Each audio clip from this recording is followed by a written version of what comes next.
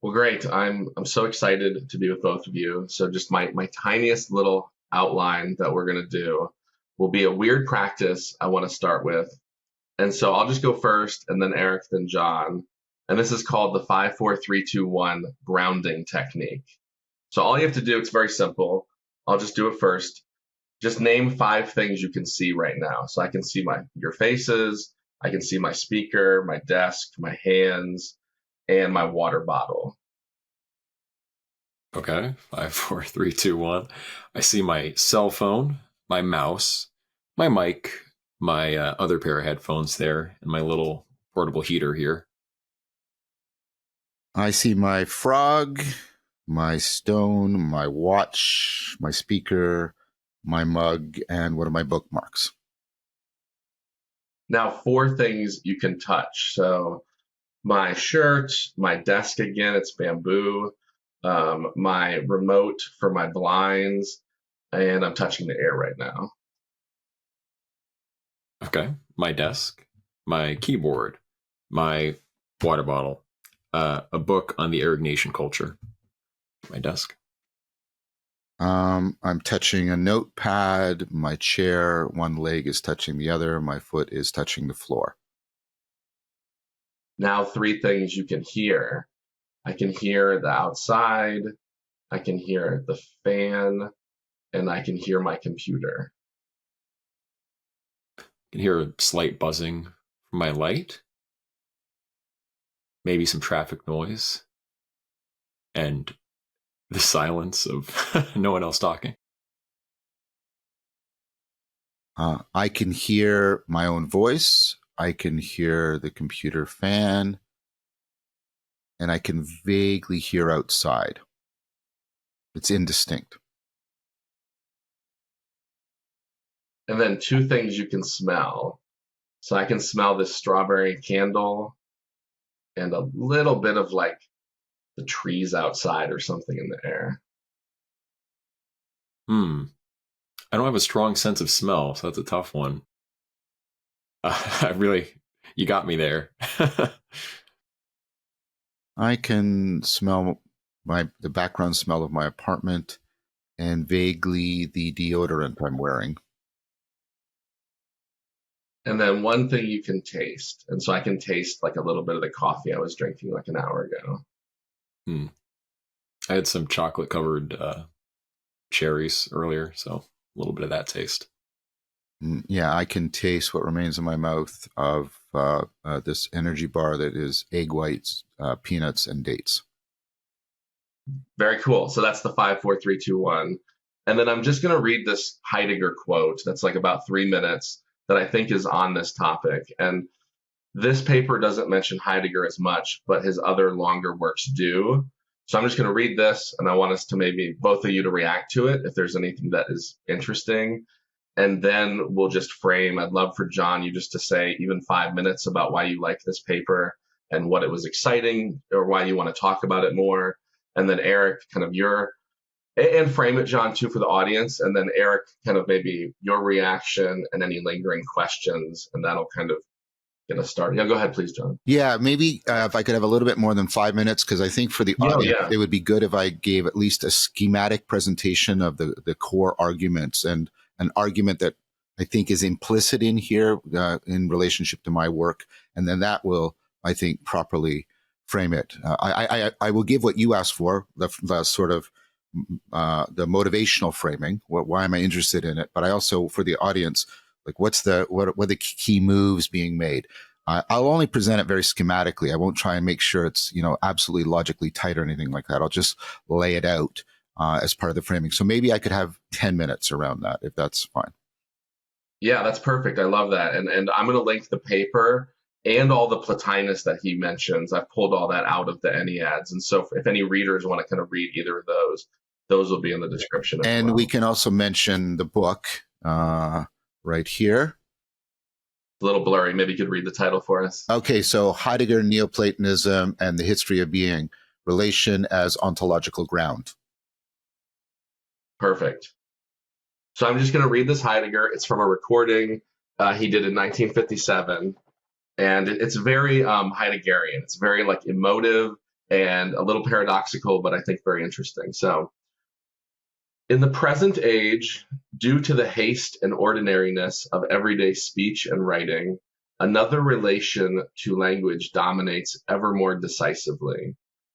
That is, we take language, like everything we deal with daily, as an instrument, namely, the instrument for communication and information.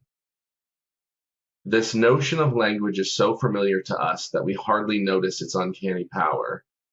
The notion of language as an instrument for language is totally driven to extremes. The relation of man to language is undergoing a transformation, the consequences of which have not yet been grasped.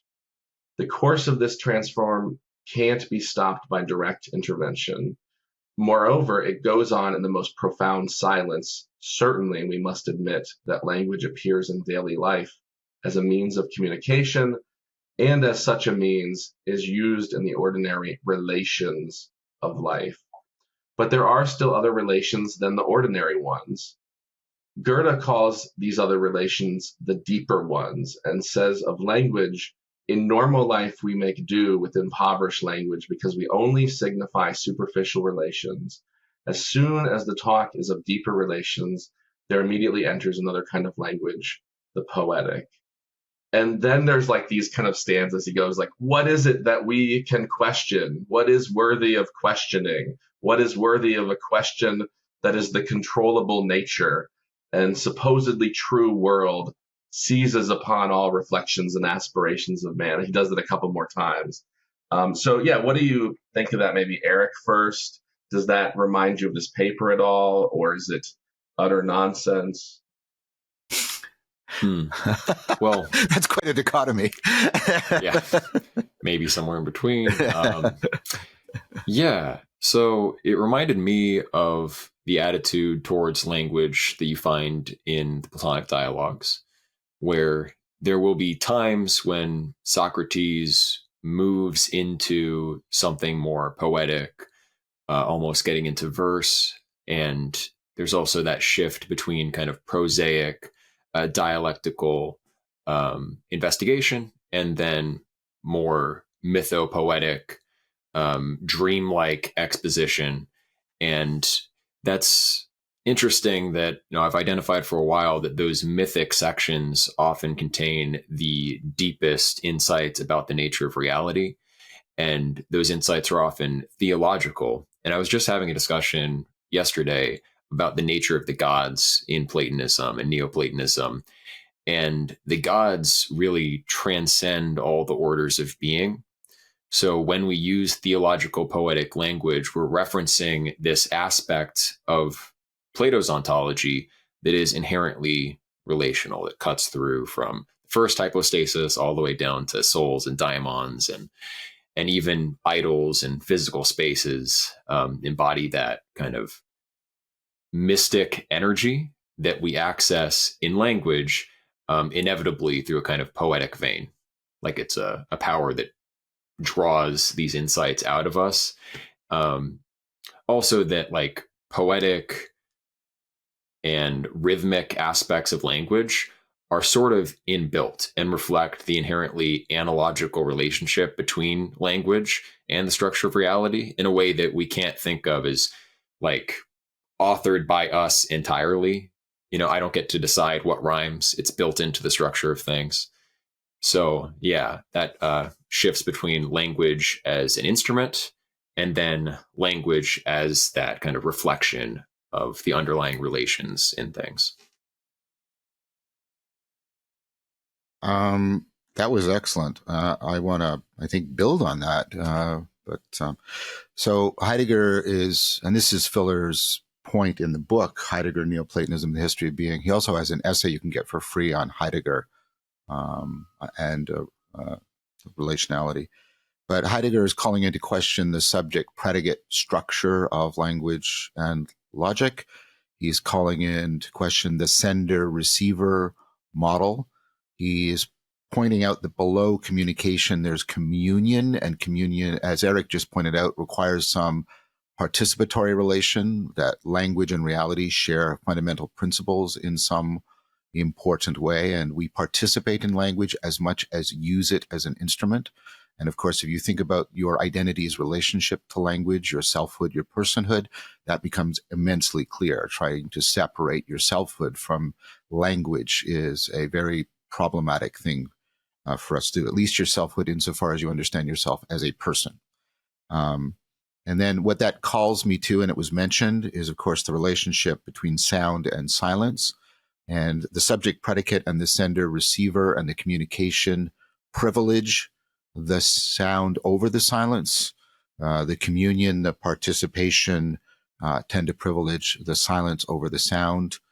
And I think Rosen is right in his critique on Heidegger, where he says the sound is the primary way in which we understand dianoia, reasoning, and noesis is the primary way in which we get silence, that sort of the aha, the ineffable insight, and those are bound up together in poetry, as and mythopoetic language, as Eric was saying.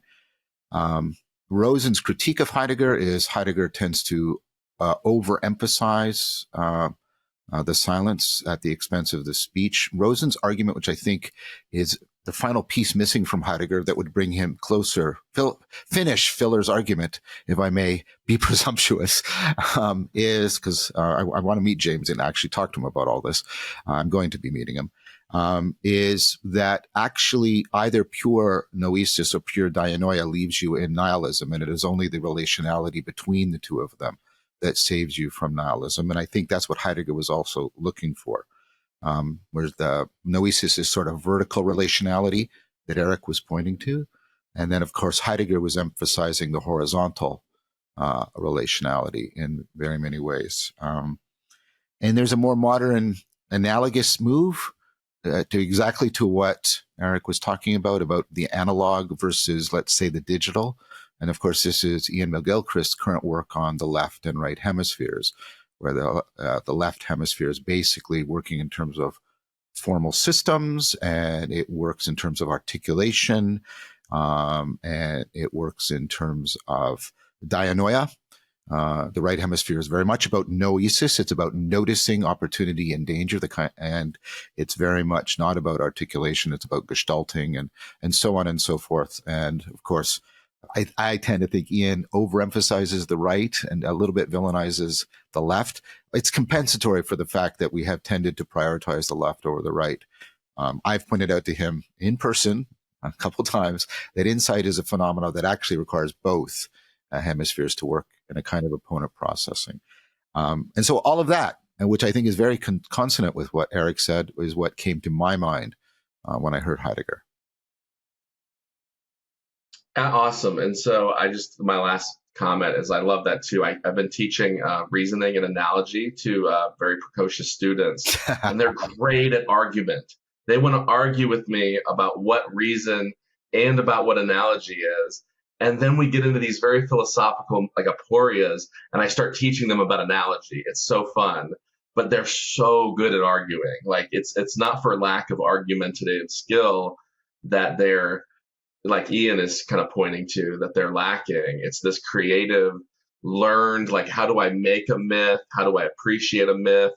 How do I do analogical reasoning that might transcend identities that are more Aristotelian and things like that? And then, like you said, the dialectic between those two systems, if you could think of them as systems, is what generates like ahas that are intelligible rather than intuitions that are kind of blind, I think. And Descartes' point, one of the godfathers of computationalism, is every inferential argument has a little aha moment in it in which you gestalt the whole argument and hold it all at once, or else you don't actually get the argument. And so it's the interpenetration of the two. That's very much the case, I think. Excellent. So then, John, if you'll just give us like the 10 or 15 minute overview and why you like this paper, and then Eric can kind of add to that, and then just I think that'll open up everything. Well, why I like this paper, it's not my paper, why I like it. That was a weird Freudian slip. I've sort of identified with it, I suppose. Why are you obsessed with it, John? Maybe. Well, fair enough. For me, this helped to, well, I'll speak sort of first personally, which is not in this paper, but in the book, I got the first presentation of the symbolism of the Trinity that actually ever made any sense to me. And that was a sort of an interesting thing for me, who has a troubled relationship with Christianity, to put it mildly. So that was sort of an idiosyncratic thing for me. I imagine that would be of value to many people.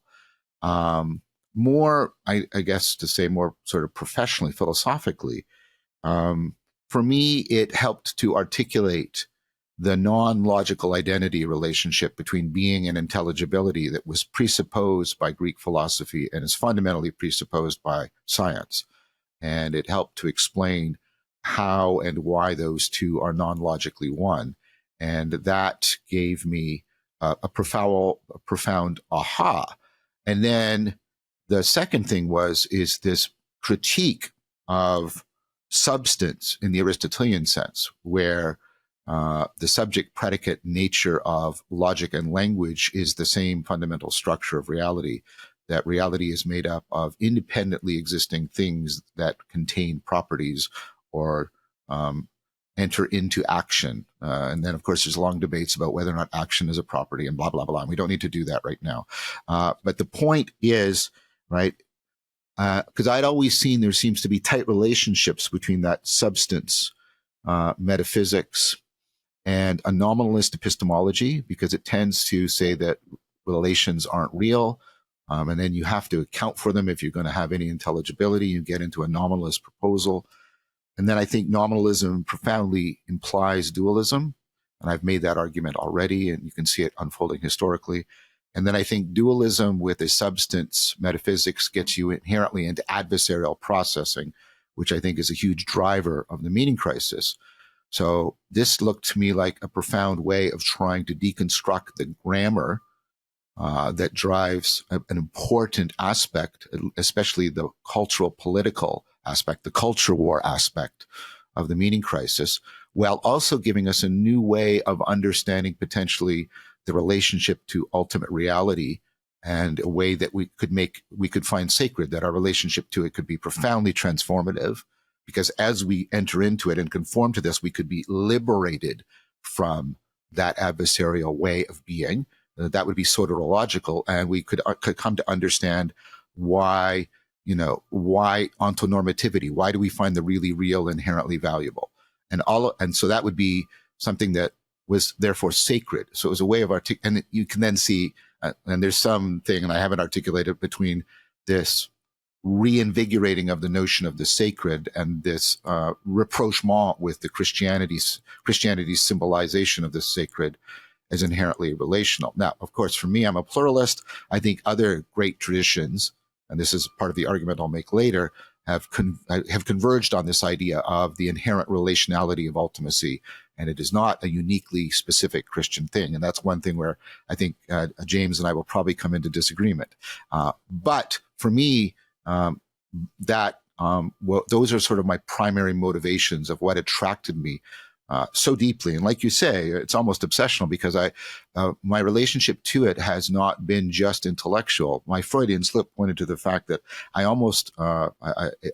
it's something I have already begun. Yeah, I think this is right. I've begun to internalize into a way of thinking and a way of seeing and being, and not just a theory that I'm holding and asserting. So that would be the motivation. I'll pause here in case either one of you want to ask me any questions about the motivation, or you can let me do the sort of framing. Which would you? I'll pause for a sec. I'm happy for you to keep going. It's fine. Yeah, that was very helpful, John. Thank you. So those are my reasons. And then, of course, in the sense of motivation, but you want good reasons in the sense of justification, and you want the two kinds of reasons to come together well. So now I'll move to what is Filler's argument, and how I think I can amplify the argument. And then one amplification will be a sort of parallel deductive abductive argument, which is the kind of argument he's giving. And the other one will be not an argument that could stand on its own, but it's sort of a historical plausibility argument. And I've already alluded to it with the convergence, but let's outline the argument. So there's two arguments that Filler is making, and they get tangled up in ways that I think we might want to slow down and ask some questions about. One is an exegetical argument that this is what Neoplatonism was claiming. And more specifically, this is what Plotinus was claiming. And Filler admits, not as much as he should in the paper, more in the book, that it's more, he's saying, if we made Plotinus more consistent, this is the arguments that would come out.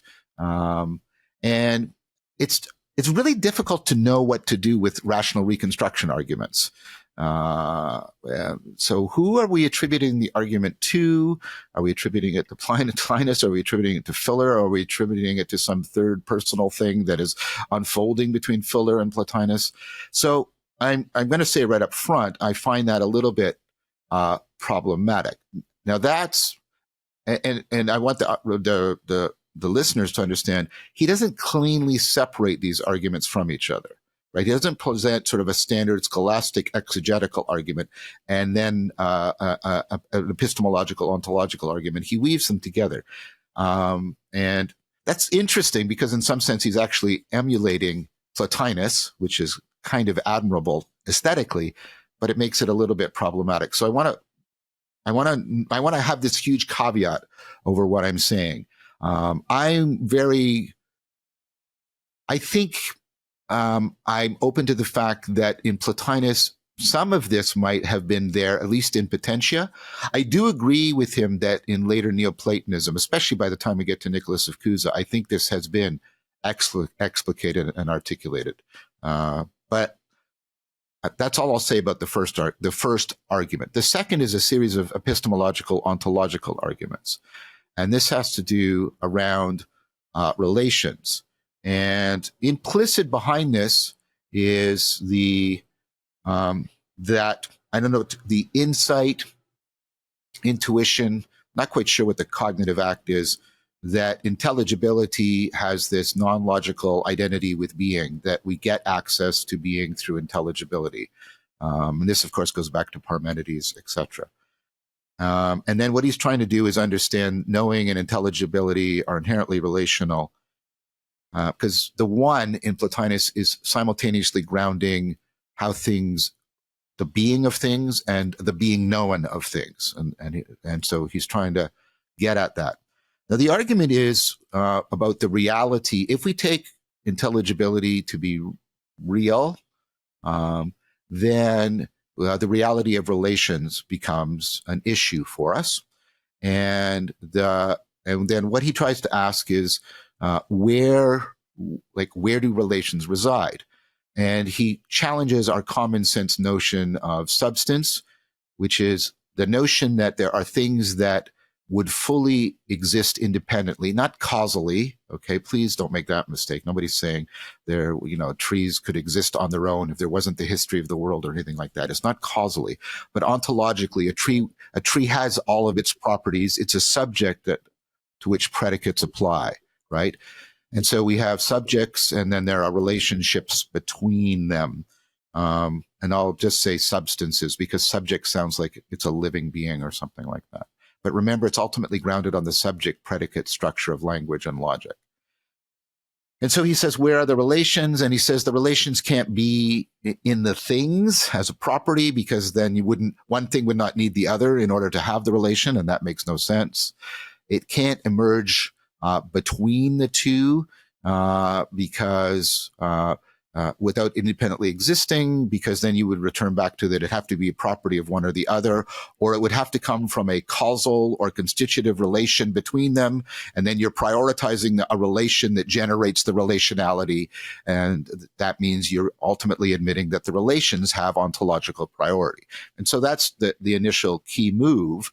And then he makes the next move and he says, okay, let's look at intelligibility. So that's the first argument. Intelligibility requires determination, that things are determinate. This is a cup, right? And, this is a pen, and that determination is what's presupposed by our subject predicate language and logic. And then he says the problem with determination is it requires two relations. Sameness, this is the same, and it's different from, right? And so sameness and difference, those are both relational. And the relation between sameness and difference, which is at the core of determination, can't be either identity or difference. It has to be something, as he says, undifferentiated, indeterminate. Indeterminate, better word, I should say. Sorry, not undifferentiated. That's the wrong word. I apologize. Something indeterminate. And that would, of course, be pure relationality. And then I would like to add to that two arguments. Now, one argument is basically to the effect that when we're trying to understand intelligibility, on the ontological side, we have relations of, if we take intelligibility to be real, okay, then we're committed to the intelligibility of causation and the intelligibility of information in the technical sense, of probabilistic relationships between events that can ground knowing. And of course, causation and information are intrinsically relational entities, and this would mean intelligibility is inherently relational, and therefore we then fold into Filler's argument. You can then ask, what's the relationship between information and causation? They're interdefining, right? You always end up using one to define the other. And as soon as you do that, you then are, well, what's the relation? What is that interdefining relationship between causation and information? Well, it's neither causation nor information, nor is it separate from causation and information. And you get back to the indeterminate relationality as the ground of everything, what underlies informational networks and causal networks and how they fit together. On the epistemic side, you may have this vague remembrance that I'm obsessed with relevance as a relation. And of course, I have made the ongoing argument that relevance is inherently transjective, and it doesn't fit into subjectivity or objectivity, but grounds the relation between them. And then on the epistemic side, you get back down to the same alethetic argument that there's indeterminate pure relationality as the ground of the possibility of truth and knowing. And you put those together and you get a very strong argument that I think amplifies Filler. The final argument, and this argument does not stand on its own, neither I would never offer it as a single argument, but is the historical argument, which is an argument for plausibility, that you get many independent lines of inquiry converging on this idea about the ultimate ground of being, or being itself is indeterminate pure relationality. This is, of course, the Tao. You can make a good case for this being the Tao. You can make a good case for this being Indra's net and Shunyata. I think you make a good case for it being Brahman, et cetera, et cetera. And so there seems to be, when people are independently doing this kind of abductive, deductive, transcendental reflection on intelligibility, they seem to come to this conclusion across different cultures, time, space, historical situations, philosophical frameworks, religious background. And that means at least the argument should be taken very seriously. So the last argument is the weakest. It's a plausibility argument that says this argument should be taken very seriously. And then Filler's two arguments and my amplification arguments are more sort of deductive, abductive, transcendental style arguments for the ultimacy being pure, indeterminate relationality. And what's interesting about that, and this is part of the plausibility argument, is a lot of mystics seem to get to this place of paradoxical symbolism of the ultimate. Nicholas of Cusa, the coincidence of opposites, which points to exactly the kind of thing that Filler is talking about. So that's my attempt to, before we started this, I said to Eric and Robert, I wouldn't present this as a premise by premise, lockstep, absolutely logically valid argument. I do think that is possible, but I think doing that would bore everybody to ultimate death. And so instead, I presented it in what I hope is a plausible and intuitively graspable format. Okay, so I gave the case of my motivation, why I like it so much, why I'm internalizing it.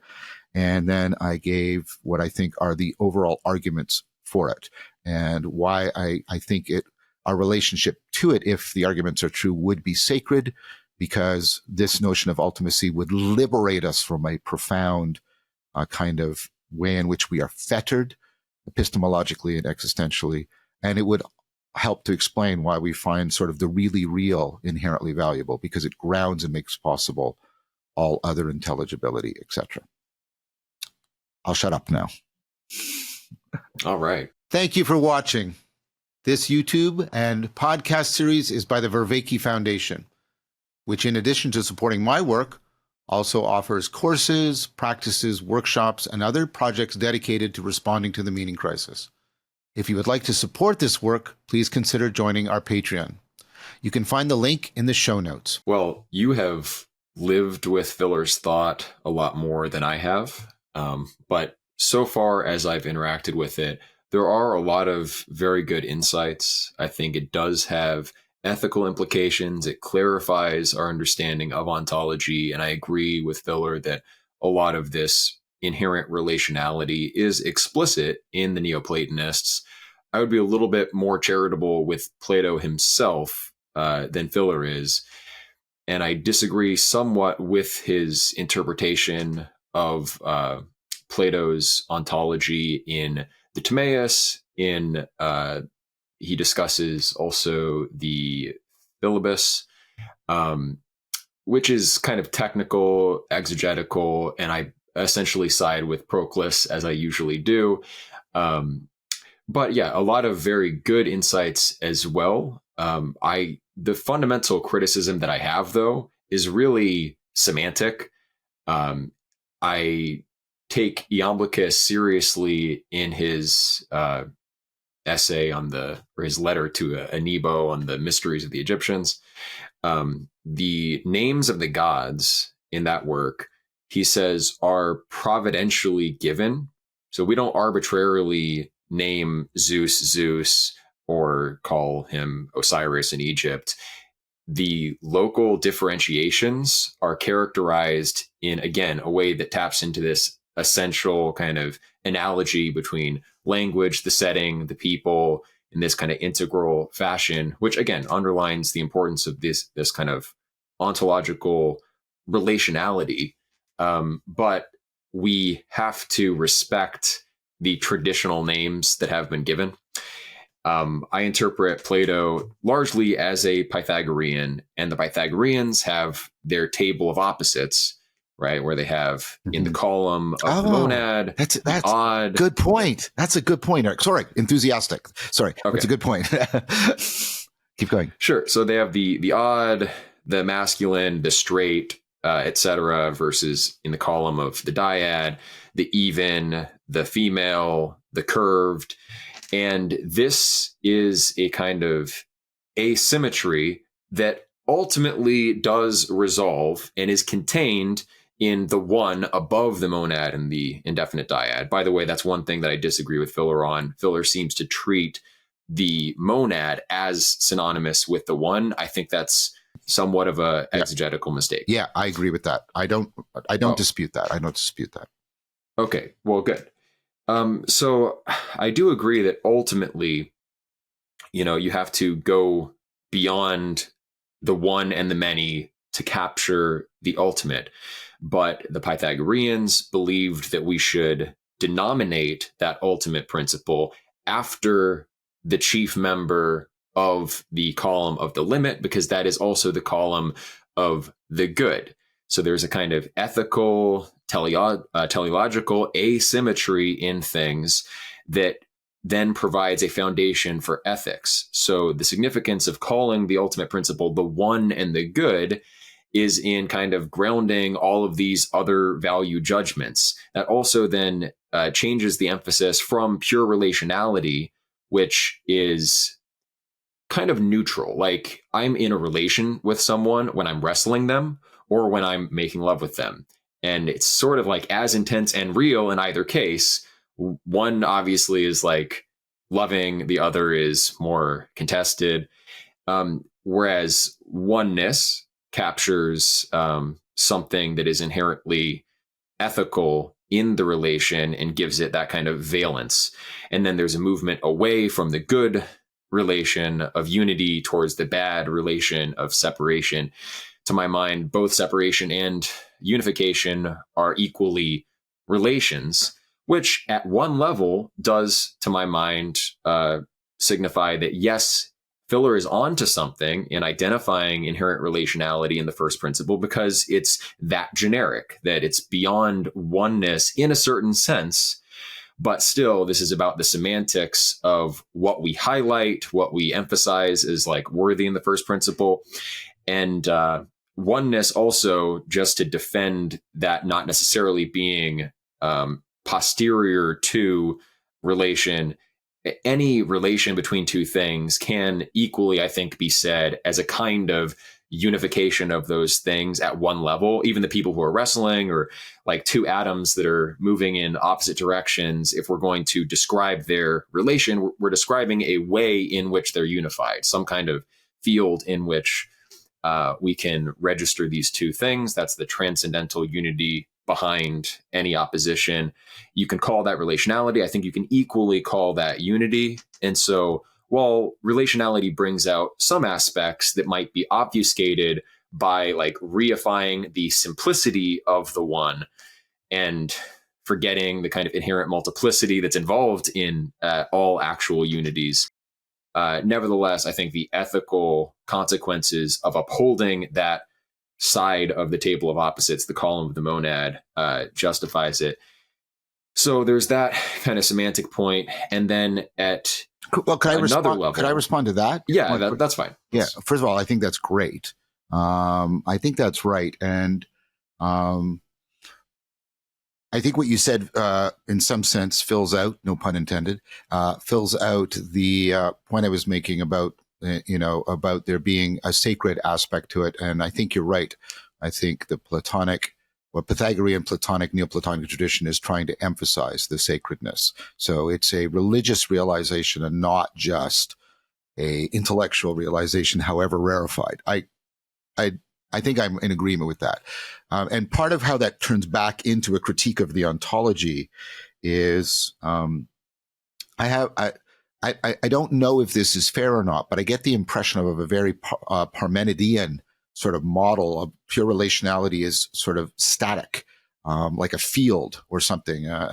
And what's missing from this is the dynamic aspect of it. And what I mean by that is that you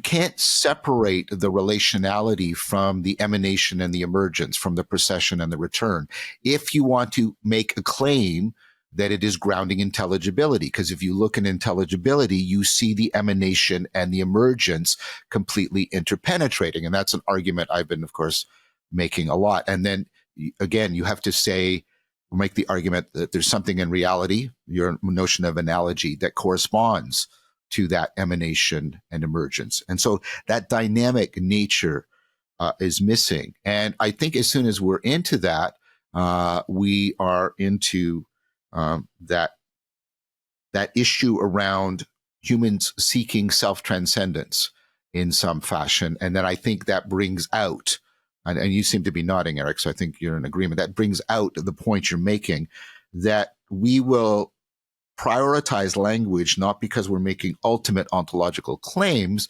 but because we need to express our religious relationship to ultimacy, because that is actually the proper ethical, broadly understood ethical relationship we should have to it. Does that sit well with you as an argument? Because that was an argument I was also considering.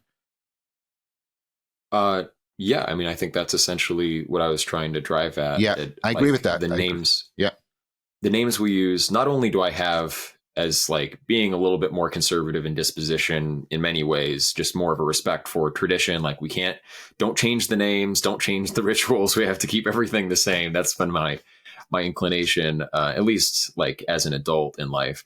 But not only that, we also have to look at the way that we're comporting ourselves towards these concepts holistically, which is why, there were multiple aspects here why I think the one has to be preserved as that designation. Just to go on with that, actually, before I do, I think it's interesting that Filler's argument for the independence of relationality is very similar to the argument from the Lysis for the way in which we participate in friendship. So Socrates argues that friendship can't emanate from one person feeling philia for another person, or for both feeling for each other, because then certain classes of filial relations, like, a father and an infant son who's not yet verbal, who doesn't have awareness of, otherness in the first place, then those classes of filial relationship would be discounted or not real, not authentic. So if you want friendship to subsist in all of the ways that it does, not just like from voluntary affection and independent agents, you have to acknowledge that we are receiving that unification from above. And in that case, friendship is not just a neutral relation. Even there, it is a species primarily of unification. Because again, we can kind of come into relation in a positive or a negative sense. And I think you want that goodness baked in to your conception of ultimacy and your conception of what grounds the good relation. Because we're not just seeking like relationality generally, we're seeking the good unifying relation, which again, I think points to what I was talking about earlier, I believe, regarding like analogical relationships and the gods cutting through the orders of being. The logos, I've tried to like situate where exactly is the logos in Platonic ontology. Like nous, you can locate, the souls are easy, but where is that proportionality? Well, it's there even from the relation between the monad and the indefinite dyad, the species of unities, the species of intelligibilities. The logos is certainly transcendent of intelligibility in the first place. It's the vertical through line. It's the vertical through line. It is the epistemic pole, don't separate the two, to which participation is the ontological pole, right? It's so that's how I understand it. Right. And it's also inherently proportionality. Well, that's one meaning. Yeah, of course. That's the Platonic notion of participation. It carries with it proportionality, right? So I think analogy and proportionality, we need to recognize kind of as inherently asymmetric and not perfectly symmetric. If the one and the many were perfectly symmetric, then we, in a sense, wouldn't have these like intermediate orders that join. Like imagine you have 1, 2, and then 4, and then you just keep dividing. Everything is sort of fundamentally on a par and equal, and there's no center of gravity. There's nothing like joining the lower orders as much. So I want to again, I think, amplify that point, and then I want to ask you a question. As you know, I've been engaged in an ongoing project to integrate this with phenomenology. And if you look at the phenomenology of intelligibility, which Filler is not doing, so we want to be fair to him. We can't say, well, you haven't looked at all knowledge. That's not fair, right? But nevertheless, if we're trying to not just do exegesis of Filler, right? I think and this goes towards sort of, I think, deeper cognitive scientific issues, but I'll just say the phenomenology of reality seems to give us an opponent processing. Part of what we mean by real is the phenomenology of confirmation. And like you say, there's that. But there's also, we take that to be real, which surprises us and actually breaks up that. Now, we can't have, we ultimately feed back the surprise back into the confirmation. We don't dissolve the confirmation into the surprise. Do you see what I'm trying to do here, Eric? And so The surprise is the differentiation, right? The introduction of asymmetry, and then we feed it back in.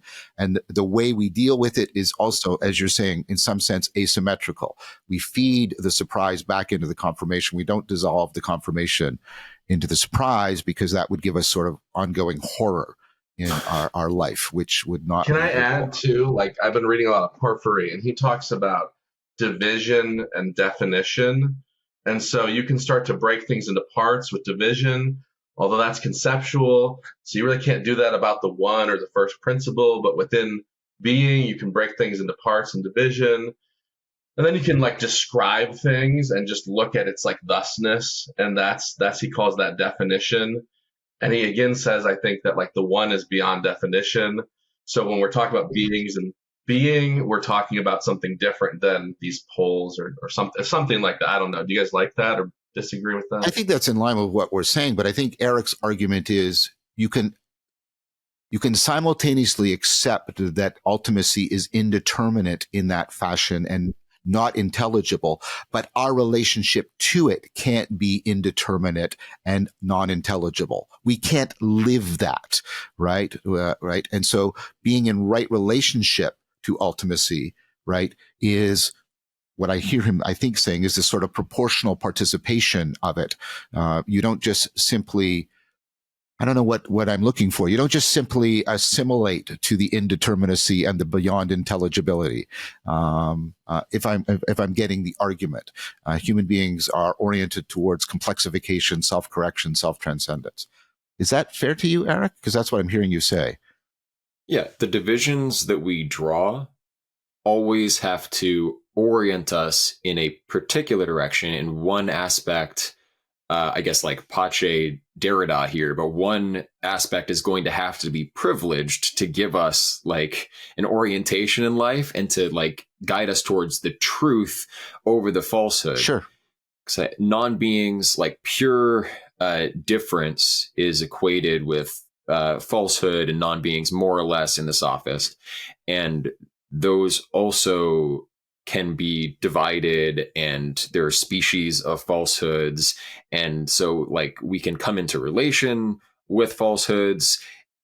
What is there as a signpost towards the real in simply like the fact that there is relationality? Because relationality in a way is transcendent of the order of the really real versus illusory. Like relationality encompasses the illusion as well. The way I've actually interpreted Plato from when I first started reading him seriously has been actually through a lens of Advaita Vedanta and sort of Tantra, where there is this kind of center Purusha Brahman that is more real and more encompassing. And then there is a way of falling away from that into separation, into illusion. And that's the fundamental asymmetry. That's the Pythagorean table of opposites. I would try it this way. And then Filler makes this argument for Plato in the Republic, not Filler, Schindler. There's a difference between the absolute and the relative. They're not logically identical, but the absolute includes the relative, or it's not the absolute. And so you have that weird tension. Another way of thinking about it is the indeterminate can't be a source of orientation, but yet we are oriented towards ultimate reality. And so we have to do this other thing. Yeah, I agree with that. My concern is, right, you don't want to end up in the Parmenidean completely homogeneous, completely homeostatic one, right, of pure integration. So I guess I have two questions for you. One is, I find part of what makes this sacred is it's liberating. It's liberating from that kind, the way a substance ontology drives us towards nominalism, dualism, and adversarial, combative thing. And I think Fuller's argument is helping to show how this ontology can be liberating in that manner. I get your point. Liberation, freedom from also needs a freedom to. I totally get it. And once it frees us that way, we still need to orient in terms of it. That's what I'm hearing you say. No objection. I think I agree with that. I think that's fundamentally right. Now, the other argument you make is that and I'm trying to see the relation because they're both having to do with the proper respecting of the sacred, to my mind. And this is this allegiance to tradition. And now, to be fair to Filler, he does do that in the book. He doesn't do that in the paper, but in the book, he makes the claim that this is properly homed in the traditions and rituals of Christianity because of the Trinity. But then you have the pluralism, parochialism problem. Well, I say, but other traditions, the Neoplatonic tradition itself, like you're pointing out, right? The Taoist tradition, the Advaita Vedanta tradition, right? Various forms of Buddhism, Zen, right? Also come to this same conclusion. And so how do you, given that I'm granting you your orientation argument and that our relationship to ultimate reality should be, and I mean strong should be one of sacredness. And you say a respecter of tradition. Is this just contingently determined by where you happen to be born, or is, I mean, I'm sorry, Eric, I'm burdening you with the pluralism parochialism problem, which, right, part of what makes Filler's argument convincing for me is precisely that it seems to be cross-historical, cross-cultural, in really powerful and important ways. And you just made a connection. You made a connection to Vedanta from Neoplatonism, and I think that is good to do.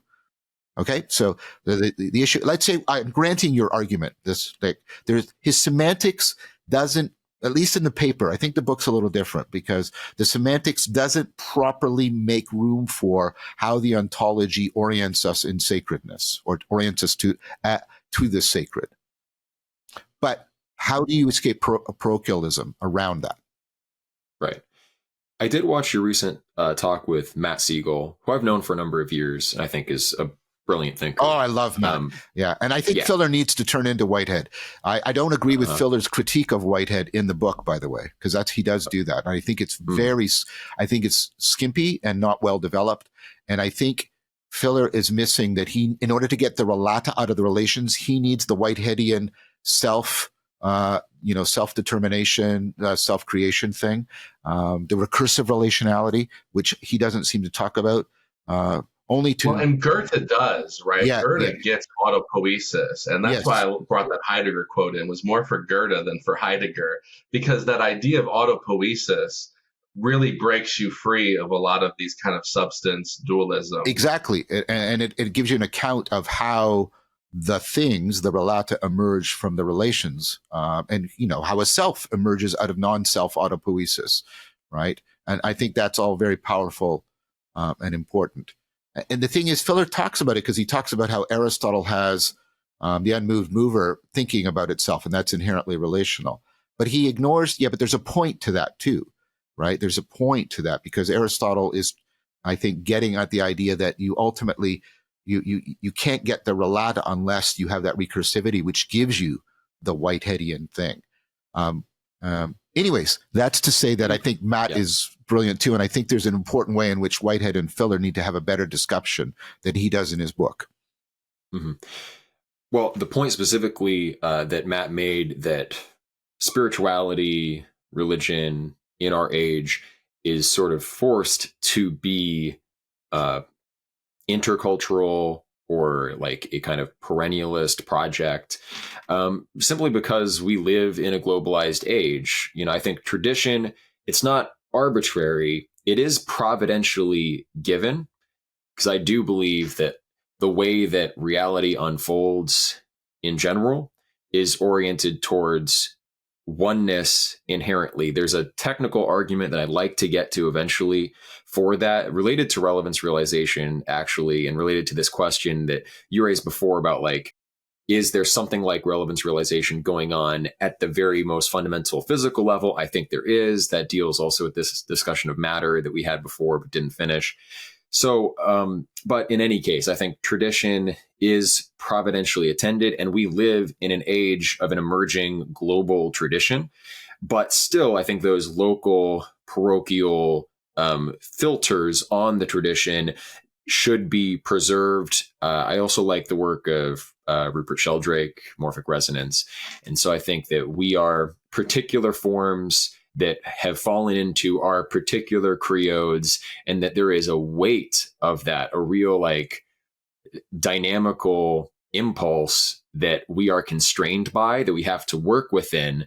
And so part of it is, you could call it happenstance. I would rather call it providence, and you have to respect those names, but also try to go beyond and universalize and see what is most real in all of the traditions. And they're basically all shaped like pyramids where their points converge, right? Or it's like one mountain and many paths kind of thing, where when you first deal with it, the differences between the symbols are salient, and what makes your people distinct is what's salient. But then as you ascend through the grades, the genres of being, you eventually get to what is really real. And there, all of these labels eventually come off. You come to the ineffable. And when you get to that level, like, I think you were right to identify that thing as the Tao, as Brahman, and we've called it the One. I think the oldest name for it is probably Brahman in the philosophical tradition. So in a way, what I see Filler doing amounts to a kind of like, let's just come up with one more name for Brahman. I sort of think there's been enough of that. Like, we have plenty of names to get at this thing, and ultimately it's beyond any name.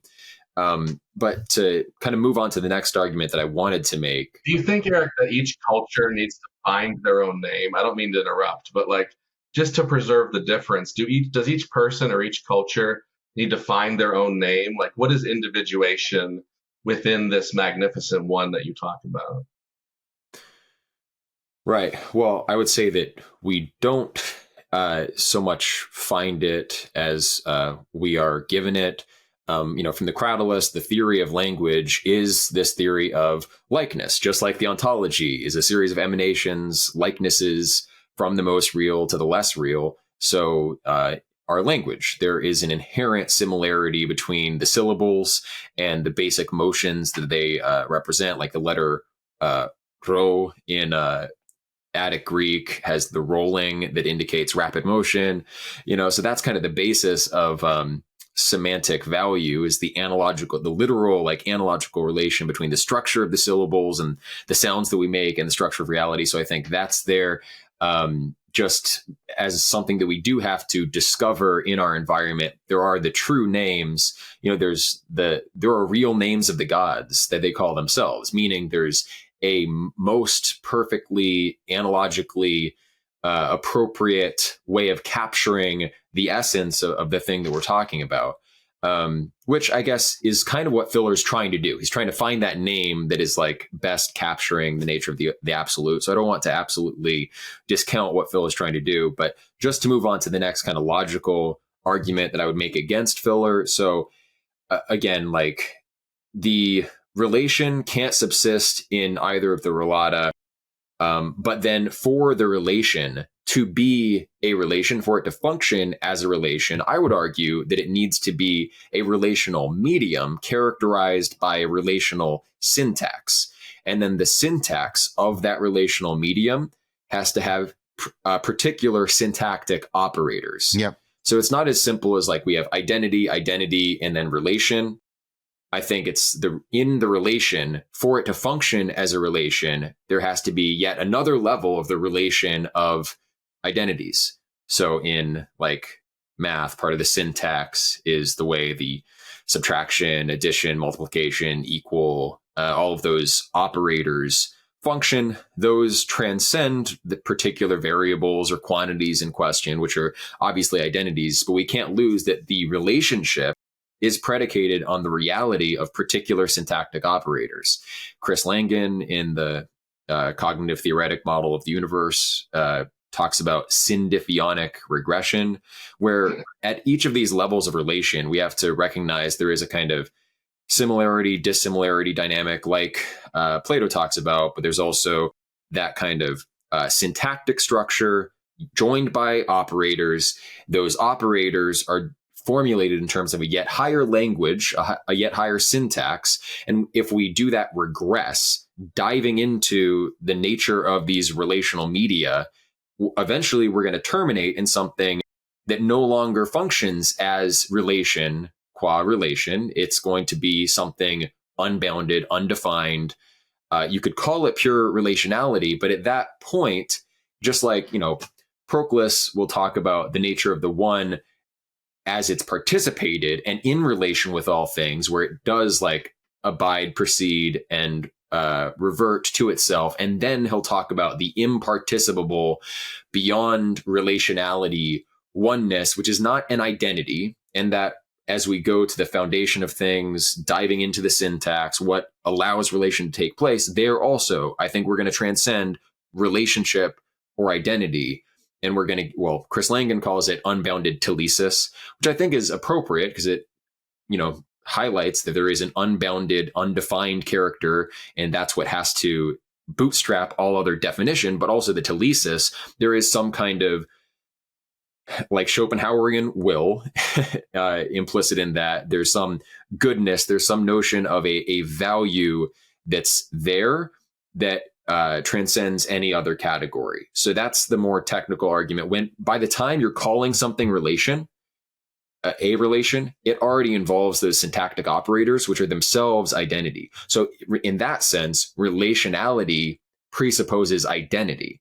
And I think that's the key kind of opposition that still has to be transcended. And according to that like table of opposites semantic argument I was making earlier, actually we should still privilege identity over relation, just because the table of the odd, or the column of the odd rather, is what orients us. Like Aristotle mentions that when we have opposites, one member of the opposite will allow us to measure the other. So a straight line can be used to measure a curved line, but you can't measure a straight line with a curved line. And so, and also like the odd number measures the even. Like if you divide up even numbers evenly, you eventually get to an odd number. An odd number then is kind of more fundamental or foundational than an even number. There's something about this table, which involves identity, which involves sameness over difference, that I think we have to have a respect for, because it's just part of the analogical structure of things. So I'm just going back to that semantic argument now, and to tie it again to like the logos proportion joining all the orders of being.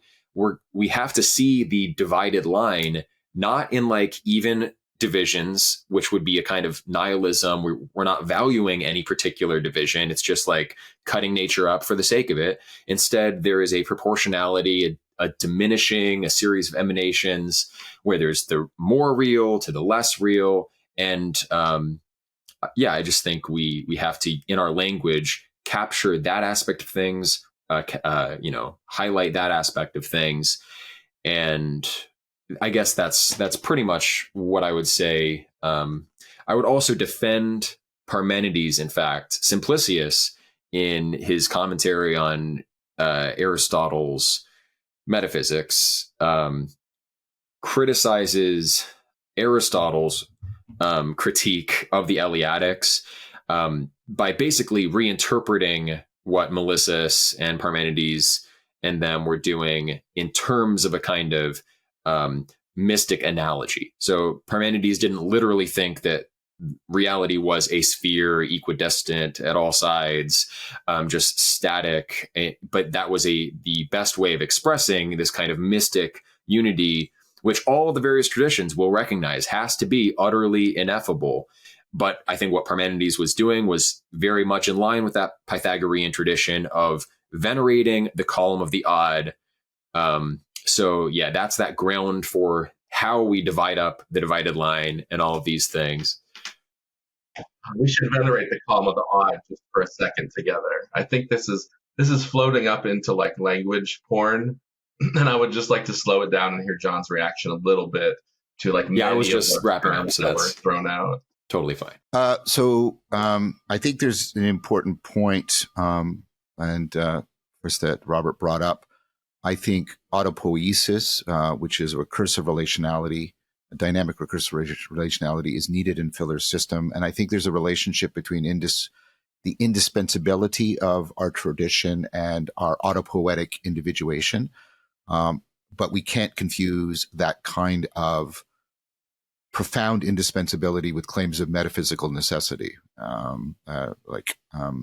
So literacy has shaped me in profound ways, but I'm not claiming that literacy is essential to being a cognitive agent. And you have to, so I think that's how you get a kind of proper pluralism that avoids both parochialism and relativism out of it.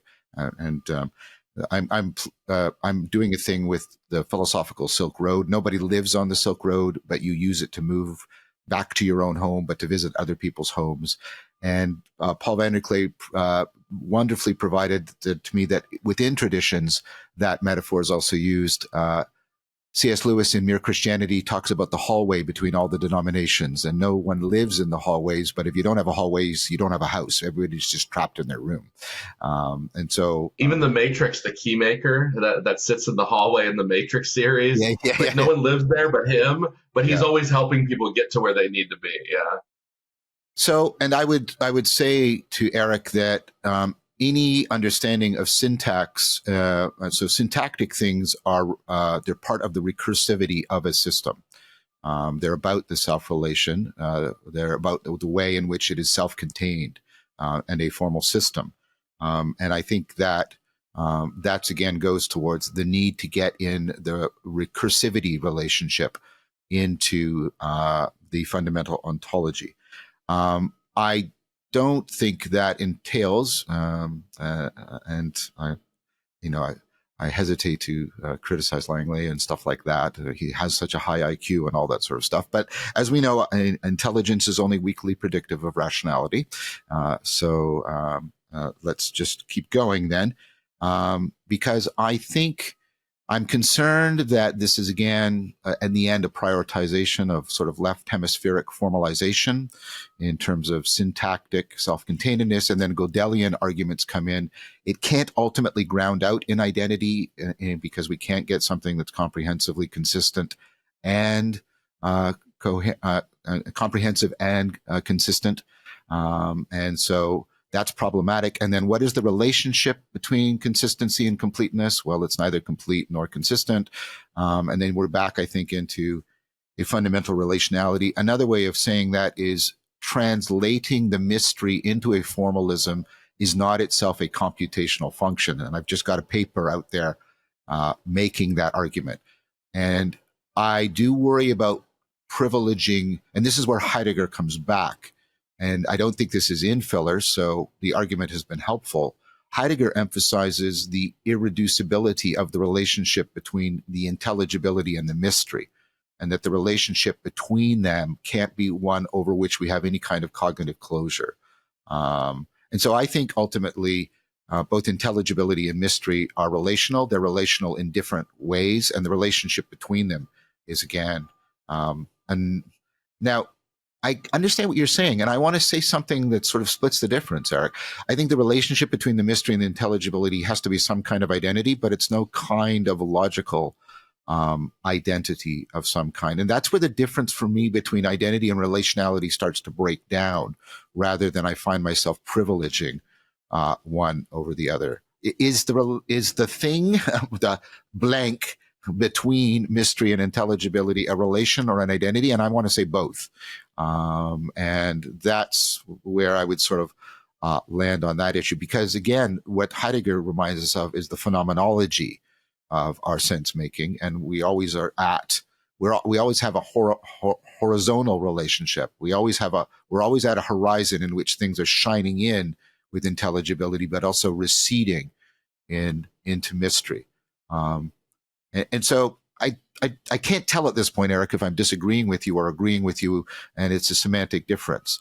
I am concerned about sort of ultimately trying to do a bit of the McGilchrist thing and talk about that that you have the left and right hemisphere, and the translating into the formal systems is not itself it's not formalizable, but that nevertheless there's something indispensable to intelligibility, indispensable in the strong sense I'm arguing for, indispensable to intelligibility of integration, of unification, etc. So that's how I'm sort of trying to draw it all together.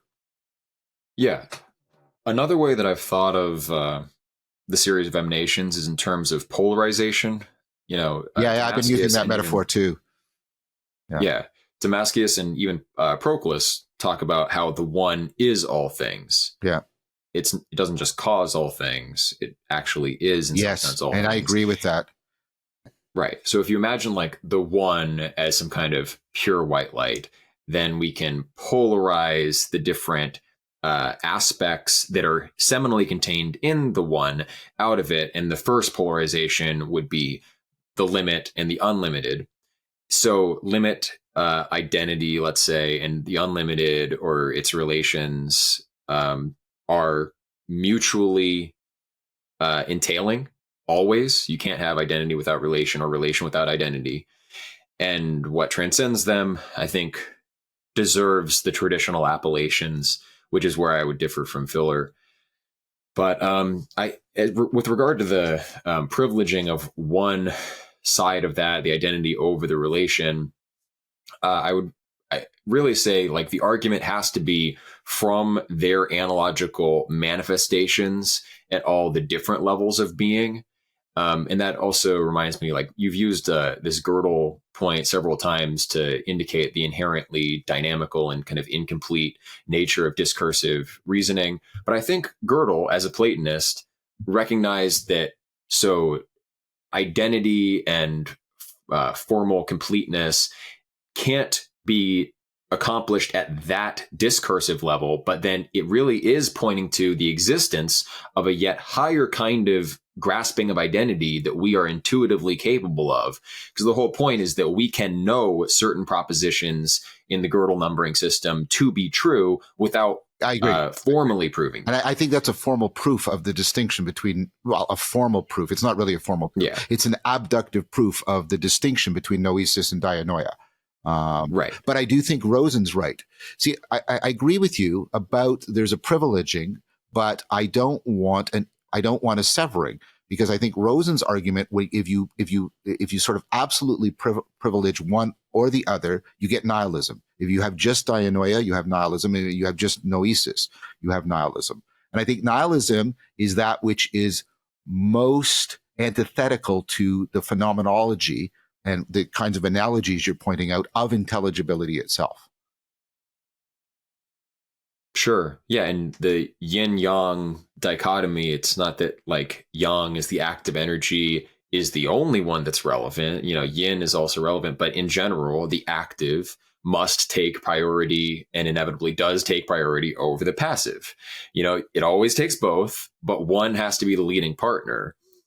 Well, maybe that's where I think we are differing then, because I think that can't be established a priori. I think that's a matter of relevance realization, because when you're fighting in Tai Chi, there's a lot of time when the yin is way more important than the yang in order to win the fight. I'm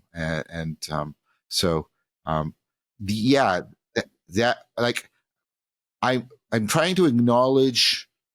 I think the orientation argument, and I'm trying to acknowledge in a deep sense, not just a parochial sense, of an indispensability. It's bound up with autopoiesis. It's bound up with the inherent syntax of intelligibility. So let's call it deep indispensability.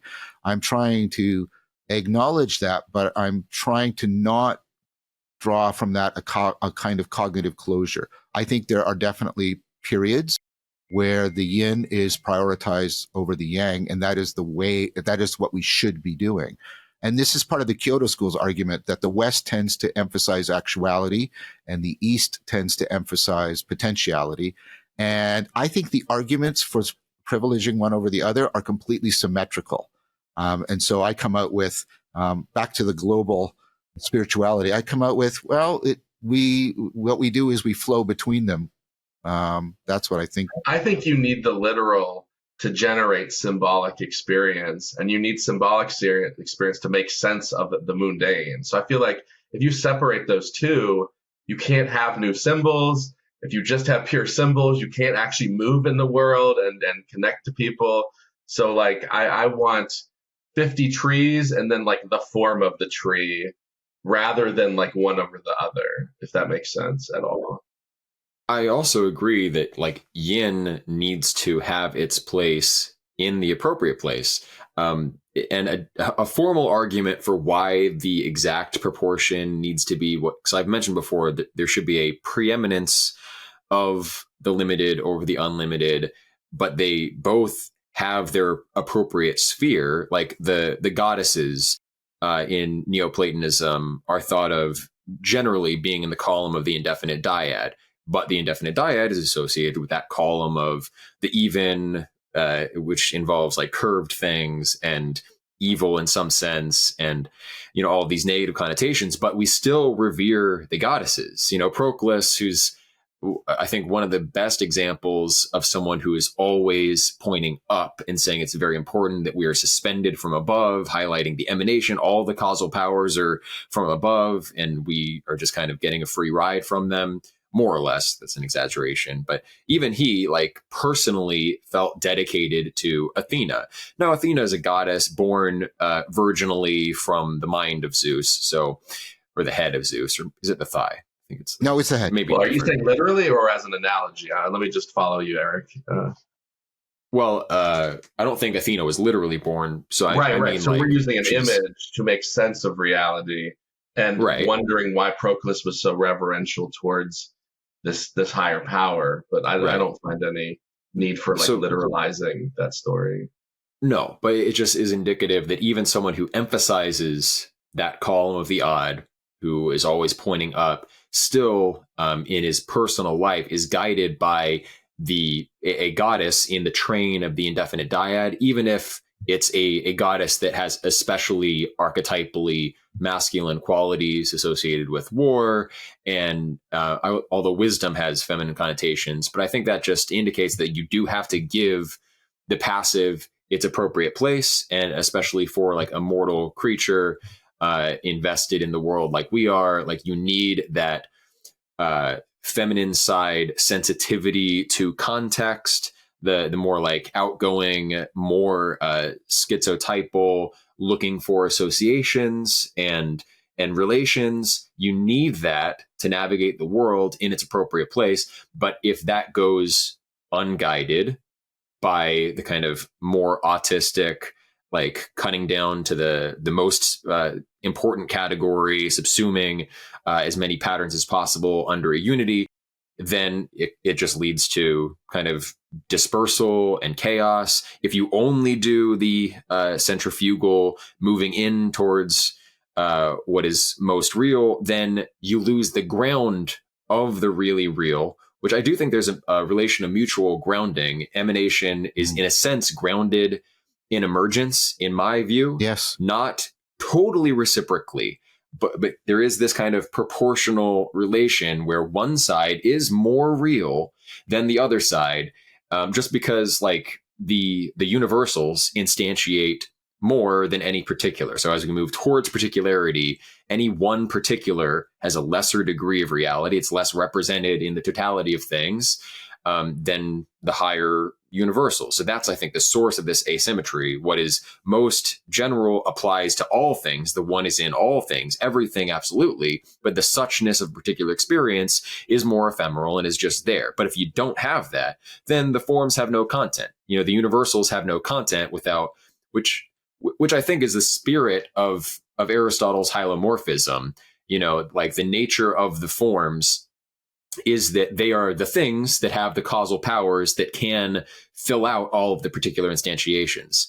And I think that like without all the instantiations, the forms would just be empty.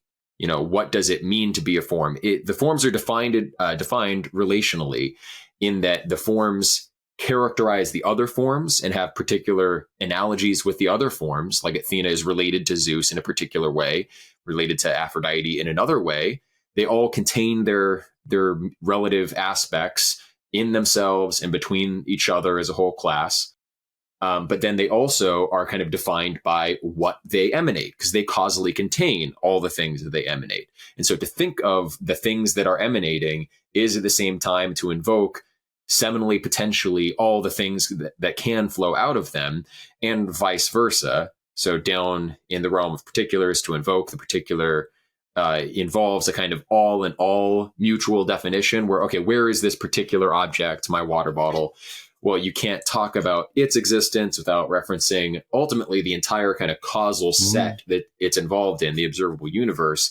So all is in all in a different manner for physical things, but then also the forms are implicated. All of the forms, in some sense, are implicated in even the simplest physical object. So there is mutual dependence, but the basic asymmetry just stems from the fact that the universals are more ubiquitous, extend their powers further than the particulars. So that's kind of the asymmetry. See, yeah, and Blackowitz argues against that in The Essential Difference, that prioritizing generalization over essential differences will actually undermine any capacity for intelligibility. And Eric, I don't know if this argument is going to be resolvable. I agree with a lot of it, and I even agree with the indispensability. And you are giving a lot of towards there's the polarity and there's the mutual groundedness and the reciprocity, but there's an asymmetry there. And I can't tell the difference between a deep kind of indispensability and a claim of metaphysical necessity, because like I say, I find exactly opposite arguments in Eastern philosophy that prioritize the yin, the potential, the emergence. And I find the meta argument between them to be one of symmetry, so undecidability. I don't know what we would do at this point. I don't know how much hangs on it either. I think a lot, actually. So you think a lot hangs on it because ethically. Well, wait. I was willing to grant you the whole orientation argument, which seems to me all you need for the ethics.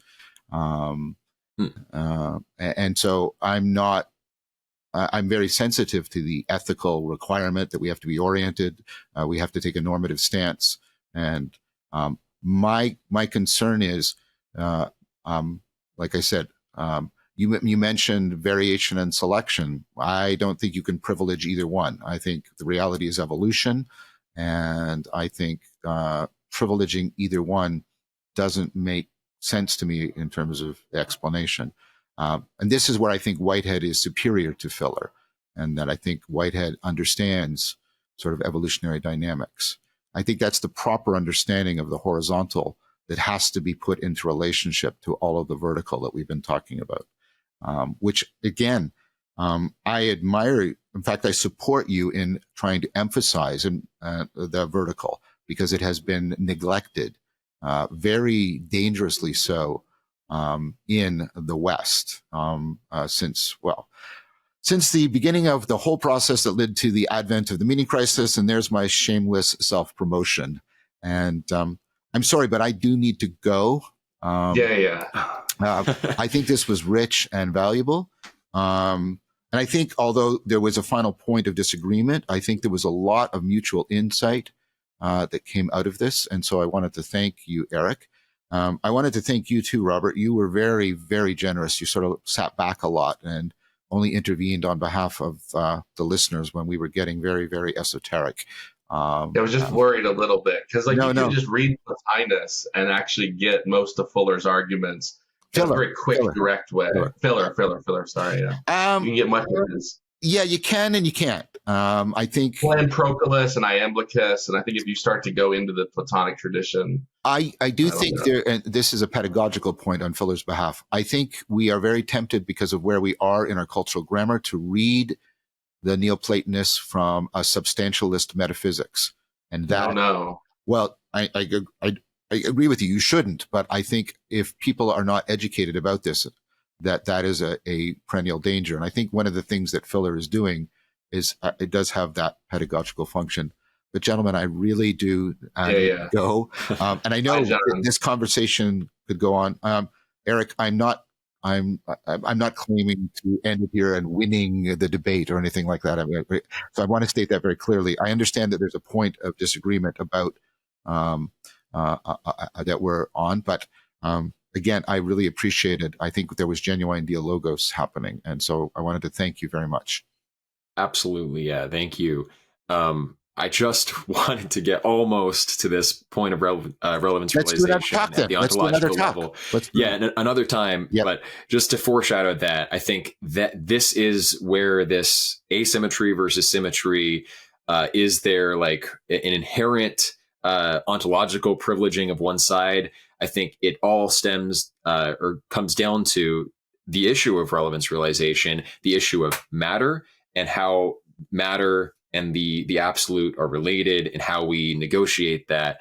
So yeah, I would love to talk about that next time, which would have to get a little bit even more technical than this discussion. Okay. I'd be glad to have what I foresee is I want to do that. And I foresee that perhaps that is the issue or argument or discussion behind our point of disagreement. So let's set that up and do that. But I'm going to end it here. Thank you so much. Thank you, John. Thank you, Robert. Yeah, this was great. Wonderful. I had a great time.